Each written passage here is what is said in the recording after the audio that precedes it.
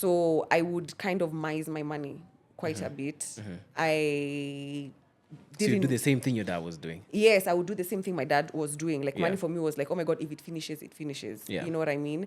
But I never used to really save for anything because my priorities those days were just credit, lunch, and the party on the weekend. Yeah. Yeah. Okay.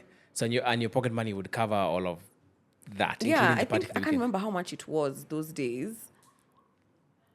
In fact, I think maybe it was even a daily thing. Like you're just given like 2 sock for lunch, like And when 3 you sock. when Yeah. you when you'd party, would you buy your own drinks?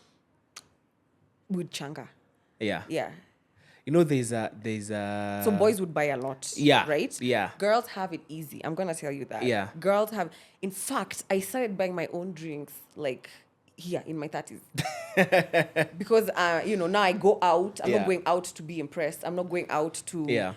to be impressed or to impress. Yeah. I'm literally just going out for myself. Yeah. My entire 20s was going out for who we're gonna meet, who's there. Yeah. You go with your boyfriend or whatever. But now is when I started buying my own drinks. Yeah. Back in the day, rarely, because boys are always trying to have one up on the other. Were you ever So- impressed by guys buying you drinks? No. And which is why I kept on telling you, I don't know, Barack, if I'm a fit for this your podcast. Yeah. Because I was not driven by money until, again, recently. I'm a romantic. So I remember when we had the boys in school who had the nice car, who would come to school with cars, yeah. or they looked nice. Genuinely, from the bottom of my heart, it never used to faze me.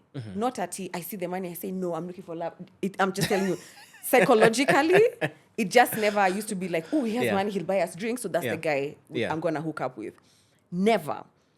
I remember a friend of mine, years later, this was just after I finished my master's. So I came back and my dating life was just, can we cuss here? Yeah. It was yeah. a shit show. Yeah. It was a bleep show. Yeah. And I remember my friend kept on telling me, she's like, my friend was telling me, Jules, you have a standard of dating. Like, you always say you want somebody who communicates well, who is compassionate and kind. The way you have that list there, money needs to be on that list. And it didn't. I was like, really? Like, isn't that like morally wrong? You understand? I thought it was like not the right way to go into relationships or go into life. Bruh, I wish I knew that. So You think it makes a difference? absolutely, it makes a difference. Okay, actually, before we go down the makes a difference Yeah. rabbit hole, I want to ask, right? So you're saying that money doesn't impress you, right? And no, those days. those days, It like never those used drinks, to impress me. like buying those drinks or whatever the case didn't impress you. Nah. That's 20s, 30s. Now, there's a story I saw. I think it must have been this year.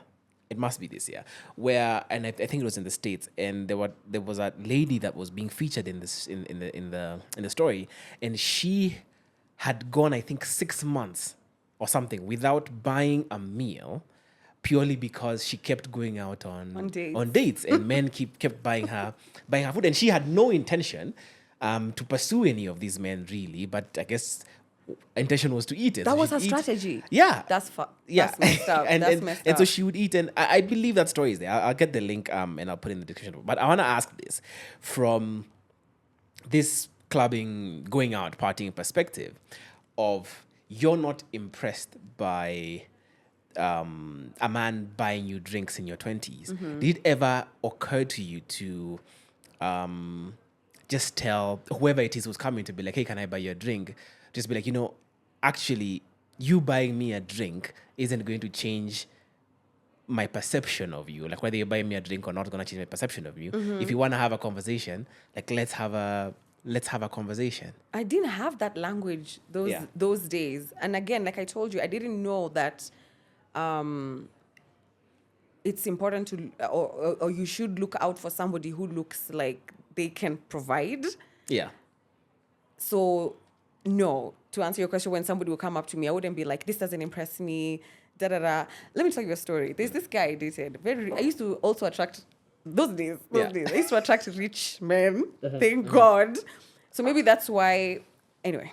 So there's this one guy I dated, and he was doing well, much older. And I remember when we went on a date, and he dropped me home in a car, in a nice car. What's the nice car? Tell us. It was an Audi S5. Is that Okay. something like that? I don't know. Audi S5 turbo and V8. It had like, Yeah. red leather seats and da. I could tell, like I can see, when I see money, I can see it. Yeah, yeah.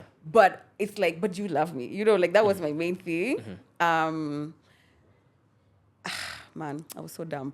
So I remember when he took me home and he dropped me at my mom's house at the gate, and he gave me, I think it was like 10K, like this, and he's like, this is contingency money.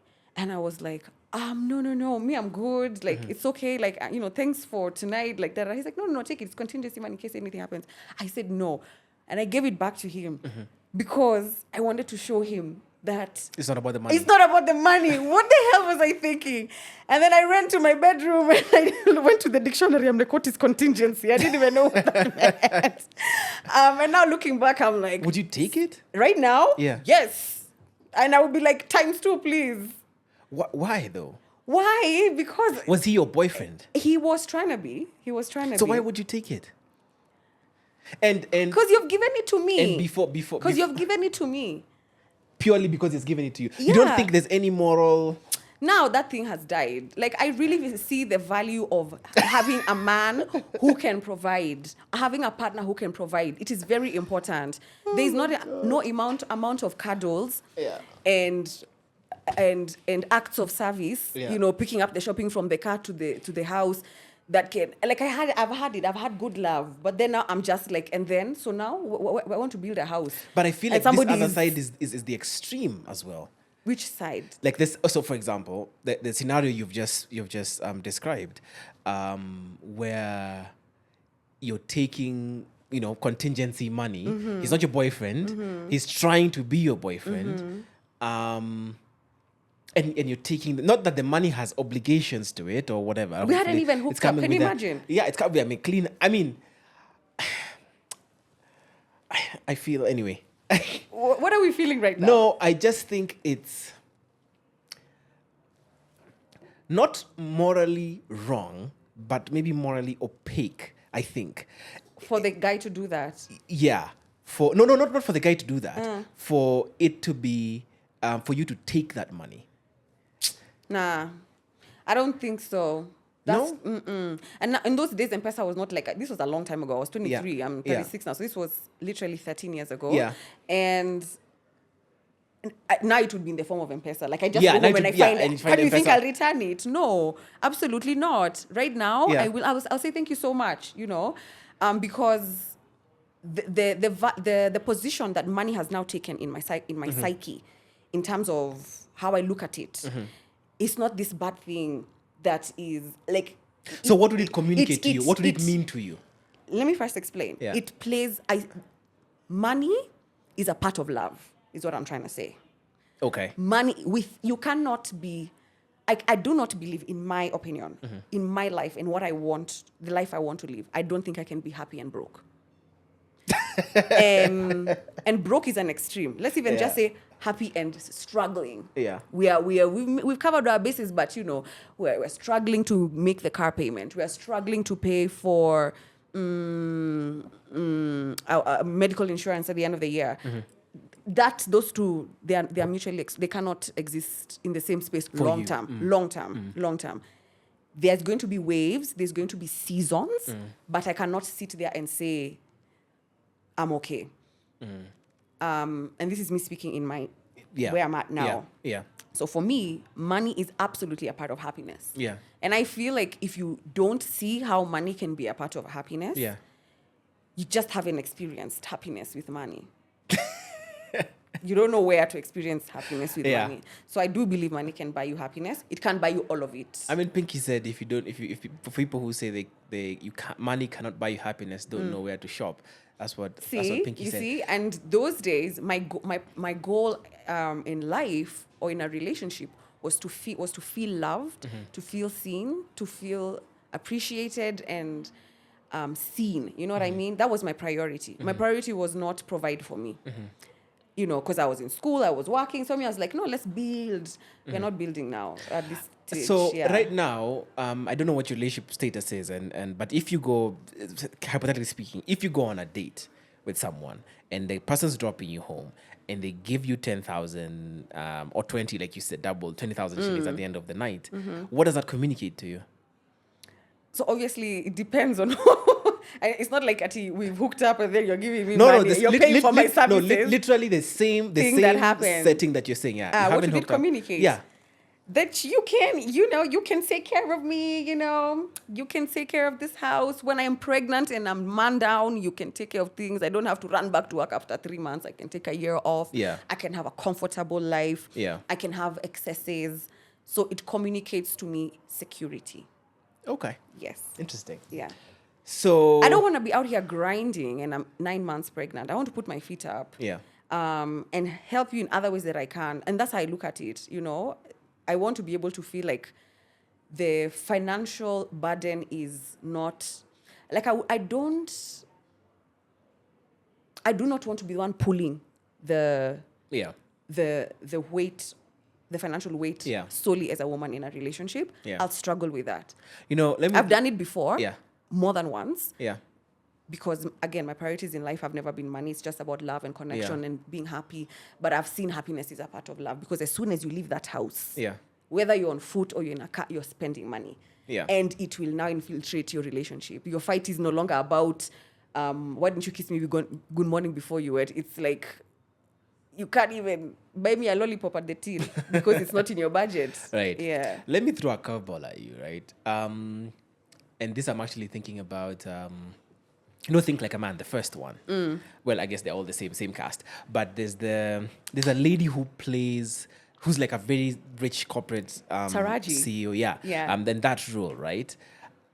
So my question to you is, do you think your stance would be as hardline as it seems to me now if you had way more money? Yeah, because the higher you go, the lonelier it becomes as a woman. Because as a man, I mean, you just have options. Yeah. You know, it's very easy for a woman to date, for a man to date down. In fact, it's the societal world, societal norm that a man dates down. But for a woman to date down is tough. So the question is, what would my stance be? No, yeah, would it be as hardline where, like, let's say you as Jules, you on your own, you're able to make enough money? No, so it wouldn't be as hard. Yeah. You know what my baseline is? Yeah. This is my baseline. Having a partner that is in a career that they're not developing. They're not at the stage where they're still figuring themselves out. Yeah. They are well into their path. And the money that they're making it should not be so far from mine, even if I'm ahead. What I mean is, because in the day-to-day where we're going to have dinner, I don't want it to feel like a strain every time when I'm like, oh, let's just go to here because, Yeah. you know, maybe Yeah. he wants to buy and he can't. Yeah. So what I mean is, you might have a gap, but it should not be so wide that you're in different economic classes. Right. Because it will cause a strain. You might love each other, but love will only be in the bedroom. As soon as you walk out of that house and you meet people and they're like, let's go for a drink. Where? There. The guy cannot afford a drink there. So now I'm there sleeping money under the table. I'm not going to do that stuff again. Have you terminated relationships? Bruh. I I thought we were talking about money here. No, yeah, it is about money. Have you terminated relationships based on this stance of, like I've pulled this financial burden for long enough, and the reason I'm asking it is the primary reason for the relationship ending is like, yeah, you tick all of these other great boxes, but my friend, there's no chums, and so, yeah, it's a no for me. I have two relationships. How do you have that conversation? Do you say it's not me, it's not you, it's me, or do you just tell them, or did you tell them? The first one, I told him, I loved that boy so much, by the way. Actually, 3. Yeah, I had a bit of a track record of dating broke people because, again, you know. I told him that the words I remember using were, I don't think you are ready for the kind of relationship I'm looking for right now. Okay. And he got it. It wasn't like what? Yeah. It wasn't a bad breakup. Yeah. And I think I didn't have to explain. Okay. He got it, especially because the last 2 months I remember there was a lot of like events happening. And he was going through a hard time financially at that time. So I kept on going for these like birthday parties, and we're going for a trip, and I'm by myself. Because I was like, I'm not gonna pay for like your airfare. I think I did it maybe once, and I was like, this is giving me the ick, and I don't want to get the ick. Like, look at my person, and I'm like, I wish I wasn't built that way, but it's how I've grown up. I've grown up to feel like the man should be able to provide more than me. It's not something I can say that's how it should be. I wish it wasn't, because at the end of the day, these are the same men. We are in the same hustle. Yeah. We've gone to school with them the same. Yeah. We've graduated on graduation day the same day. But somehow that graduation dinner, they're the ones who need to pay for the drinks. Yeah. I get it. It's so unfair. But I am part of the system. Like I've been indoctrinated with this. Yeah. And to be fair, I have dated people who I knew even going in did not have the kind of money that I had. Yeah. But I've seen the problems it's Yeah. caused, and I know it's because of my belief system, very subconscious belief system. Yeah. So to answer your question, it's gonna be hard. It would be hard to date, and yes, I would still date somebody who doesn't earn as much as me. Yeah. But it can't be too far off. Yeah. We cannot be so far off that we can't eat at the same places, travel in the same way, enjoy our lifestyles in a similar way. Yeah. Okay. Yeah. You get what I mean? I get what you mean.